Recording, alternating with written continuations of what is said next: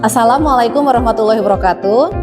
Perkenalkan, saya Mia Siti Nur Azizah, dosen Prodi PAI dari STIT Al-Azami Cianjur. Dalam rangka program PKDP tahun 2026, saya akan menampilkan video pembelajaran dalam mata kuliah yang saya ampuh, yaitu metode khusus pembelajaran PAI.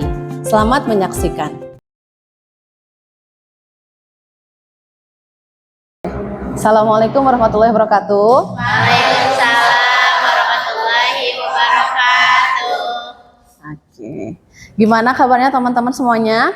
Alhamdulillah luar biasa, tetap semangat.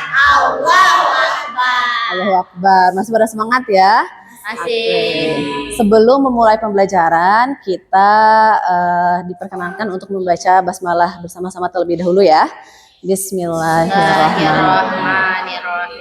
Ya, teman-teman, di materi hari ini, yaitu di pertemuan ke-6, kita akan membahas tentang metode problem solving dalam pembelajaran PAI. Ya. Sebelum mulai pembelajaran, saya ingin mengecek dulu presensi kehadiran teman-teman. Silahkan scan QR code di depan untuk merekam kehadiran teman-teman hari ini.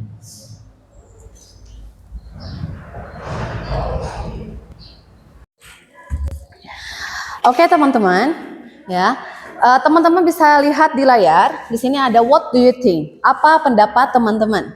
Terkait apa? Masalah moral apa yang paling mengkhawatirkan remaja saat ini? Ya, silahkan teman-teman boleh simpan jawaban teman-teman di Mentimeter, di scan kodenya ya. Nanti kita akan melihat jawaban teman-teman secara bersama-sama. Ya.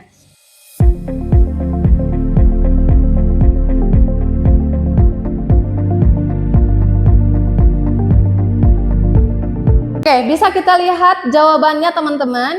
Ya, ini variatif sekali ya. Ada yang bilang katanya kenakalan remaja atau kenakalan digital hoax, ya. Lalu juga bullying, ya. Lalu ada juga gaya hidup berlebihan, ya. Dan ini yang paling banyak kalau saya lihat judi online, judol katanya, kecanduan judi online, ya. Jadi fenomena kecanduan judi online ini ternyata fenomena yang seringkali terjadi saat ini ya. Menurut teman-teman, mengapa fenomena judi online ini sangat terasa sekali di kalangan remaja? Ada yang ingin berpendapat? Saya Miss. Iya, silahkan Eka, boleh. Mungkin karena judi online ini banyak iklannya, terus mudah diakses juga, sama pasti ada iming-iming mudah untuk dapat uang cepat. Oh iya, betul ya. Ada yang mau berpendapat lagi? Saya Miss. Ya, Sania, silakan. Kata Eka kalau diakses masalah itu juga Miss bisa untuk gaya hidup gitu, sehingga kalau gaya hidup kan memang butuh uang yang lebih gitu, sehingga itu salah satu alternatif untuk mendapatkan uang. Oh iya, betul ya, bisa. Ya, terima kasih atas pendapat teman-teman ya.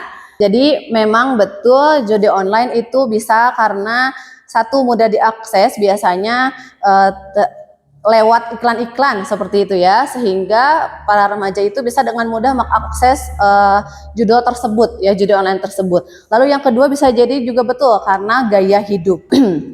Nah, setelah tadi mendengar paparan alasan dari teman-teman bahwa kita bisa melihat ya, kecanduan judi online itu menjadi fenomena yang mengkhawatirkan.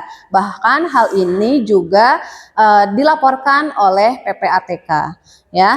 Nah, kita di sini sebagai calon guru PAI ya, tentunya tugas kita tidak hanya sebatas memberikan materi saja. Ya, tapi juga bagaimana membantu mereka bisa menghadapi permasalahan mereka dengan cara berpikir kritis dan juga dapat memecahkan masalah dengan cara-cara yang relevan. Teman-teman, sekarang di sini kita akan melihat sebuah tayangan video ya. Silahkan teman-teman amati video berikut, lalu identifikasi masalah utama yang muncul, dampak yang ditimbulkan, dan juga faktor penyebabnya. Ya, saya akan play tayangan tersebut. Silahkan teman-teman amati dengan baik.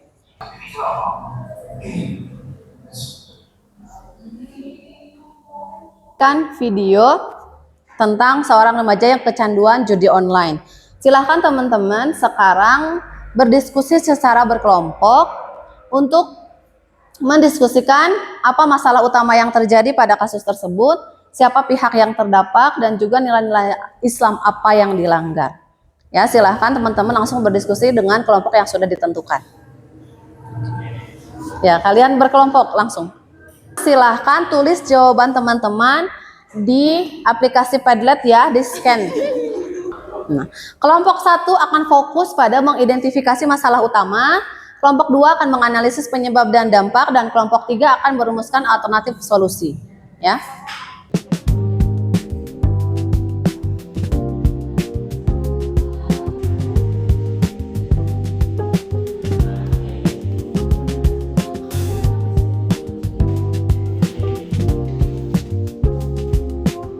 Kelompok 1 kalian jawabannya apa? Itu kan pasti ya. Kemudian menghambat perkembangan remaja baik dari aspek sosial emosional maupun moral jika tidak segera ditangani. Oke. Good. Oke. Kelompok 2 kira-kira bagaimana penyebab dan dampak yang dihasilkan dari kecanduan judul? Kalau dia itu ingin mendapatkan hasil atau uang secara instan, bisa jadi dari judul tersebut. Dampaknya apa? Dampaknya yang pertama itu ada kerusakan mental. Jadi dia itu udah mencoba untuk menghindarinya, tetapi karena sudah kecanduan dia mengulangi hal yang sama. Lalu solusinya itu membatasi akses internetnya, terus membangun support system yang kuat. Oke teman-teman, di sini kita sudah melihat ya hasil kerja teman-teman semuanya secara berkelompok. Ya, silahkan masing-masing dari kelompok untuk mempresentasikan hasil daripada analisis kasus tersebut. Kepada kelompok 1 dipersilakan. Baik teman-teman, izinkan saya untuk mempresentasikan terkait jawaban yang sudah kelompok 1 tulis. Nah, terkait masalah utama yang muncul dalam kasus yang tadi sudah ditayangkan oleh misinya. Nah, ada beberapa poin. Yang pertama yaitu masalah yang muncul yang pertama itu kecanduan judi online, sehingga remaja kehilangan kontrol terhadap dirinya, terhadap perilakunya. Kemudian yang kedua yaitu mengulangi kebiasaan berjudi, karena tadi karena kejadian tersebut maka remaja tersebut mengulangi hal tersebut. Iya, terima kasih kepada kelompok 1 yang sudah mempresentasikan hasil daripada analisisnya. Nah, tadi kita semua sudah melakukan analisis kasus dan juga mempresentasikan masing-masing kelompok terkait identifikasi masalah, juga penyebab dan dampaknya, dan juga alternatif solusi yang bisa diberikan. Nah, tadi setelah kelompok 3 mempresentasikan, ada beberapa alternatif solusi yang bisa diberikan. Ya, di antaranya ada penguatan literasi digital, ya, ada pembatasan akses dengan pendampingan orang tua, ya. Lalu ada juga bimbingan konseling dan juga kampanye akhlak digital. Terkait kampanye akhlak digital, alternatif solusi ini memang memberikan relevansi di zaman serba mudah ini, ya, di era digital ini, ya. Tujuannya kampanye akhlak digital ini tentu untuk meningkatkan kesadaran remaja terhadap bahaya judi online, ya. Dan bentuk kampanye yang dibuat itu bisa berupa poster, bisa berupa video edukasi ya yang diunggah di media sosial seperti Instagram, TikTok dan lain-lain. Nah, teman-teman, ya. Di sini ada langkah-langkah atau sintaks problem solving. Ya, yang pertama ada identifikasi masalah, ada analisis masalah, ada menemukan alternatif solusi, ada memilih solusi terbaik dan juga refleksi dan evaluasi. Nah, sebetulnya dari yang tadi sudah kita lakukan dari awal sampai akhir itu merupakan langkah-langkah problem solving yang sudah kita lakukan ya. Teman-teman tadi diberikan sebuah kasus untuk diidentifikasi masalah ya, lalu juga dianalisis masalah tersebut, penyebab dan dampaknya, lalu harus memberikan alternatif solusi ya. pada beberapa alternatif solusi yang diberikan, bagaimana kita bisa memilih solusi yang terbaik ya. Lalu ada refleksi dan juga evaluasi. Pada metode problem solving ini ya, pendekatan yang dilakukan itu bermacam-macam teman-teman ya. Ada rational problem solving, ada critical problem solving, ada creative problem solving, dan ada juga collaborative problem solving. Nah, yang tadi sudah kita lakukan itu adalah critical problem solving, di mana fokus analitis kritis terhadap sebuah masalah. Yang kedua ada creative problem solving. Ya, bagaimana kita menghasilkan sebuah solusi yang inovatif. Seperti itu ya. Yang tadi adanya kampanye akhlak digital. Seperti itu. Nah, kita berefleksi sedikit teman-teman ya, dari serangkaian tadi kegiatan yang telah kita lakukan. Menurut teman-teman sebagai calon guru PAI, mengapa metode problem solving ini relevan digunakan dalam pembelajaran PAI? Ada yang ingin Saya merespon? Oke, silakan Bulan. Mengidentifikasikan masalah yang sedang terjadi. Lalu poin yang kedua itu bisa menyelesaikan masalah yang terjadi. Dari metode problem solving ini, si siswa jadi bisa menyelesaikan masalahnya. Oke, ada yang lain? Silakan, Sania. Pembelajaran pendidikan Islam karena itu membantu menyelesaikan dan juga memahami terhadap permasalahan yang dimana dapat diselesaikan dengan agama Islam seperti itu. Dari kasus tadi yang kecanduan judi online itu bahwa diajarkan dalam Islam bahwa judi itu diharamkan kan, seperti itu nih. Oh iya, oke, terima kasih atas jawabannya ya. Oke,